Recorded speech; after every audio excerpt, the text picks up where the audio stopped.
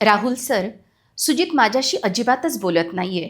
मी त्याच्याजवळ गेले की तो लगेच तिथून निघून जातो.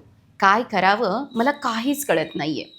एका आईने राहुल सरांकडे तिची व्यथा बोलून दाखवली.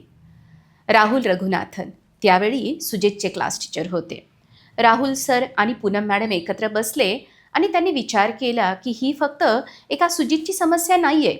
आजकाल जवळपास प्रत्येक टीनएजर आणि त्याच्या पॅरेंट्समध्ये हीच दरी निर्माण होत आहे. मुलांना पॅरेंट्सशी बोलायचं नसतं आणि पॅरेंट्सला मात्र मुलांशी बोलायचं असतं. मग हळूहळू दोघांमध्ये एक इमोशनल डिस्टन्स तयार होतो.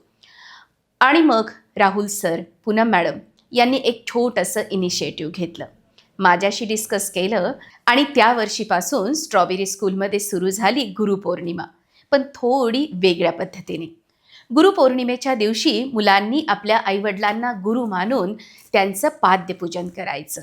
सगळे पॅरेंट्स आले, सुजितचे पॅरेंट्सही आले.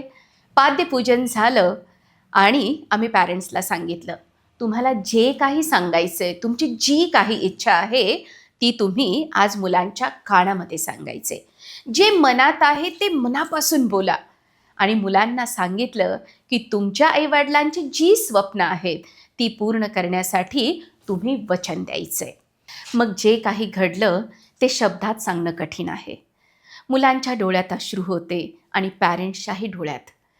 पण त्या अश्रूंमधून वर्षानुवर्षाचे गिले, शिकवे, तक्रारी, गैरसमज सगळं वाहून जात होतं. आईवडील आणि मुलांमध्ये जी दरी निर्माण झाली होती ती कमी होत होती.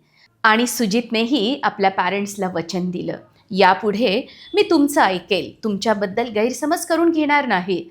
त्यानंतर एकदा त्याच्या आईने आमच्याशी शेअर केलं की त्या एका दिवसानंतर माझं आणि सुजितचं नातं पूर्णतः बदललं. बघा, एक छोटंसं इनिशिएटिव्ह, पण त्याचा एका कुटुंबाच्या आयुष्यावर किती मोठा परिणाम झाला. आणि म्हणूनच आजही स्ट्रॉबेरी स्कूलमध्ये दरवर्षी 10वीच्या विद्यार्थ्यांसाठी गुरुपौर्णिमा सोहळा आयोजित केला जातो. मुलं आपल्या आईवडिलांचे पाद्यपूजन करतात, त्यांच्या कानात आपल्या मनातल्या भावना व्यक्त करतात आणि आईवडिलांच्या स्वप्नांना पूर्ण करण्यासाठी मी प्रयत्न करेल असं वचन मुलं देतात. त्याचे परिणाम आम्ही वर्षानुवर्ष पाहत आहोत.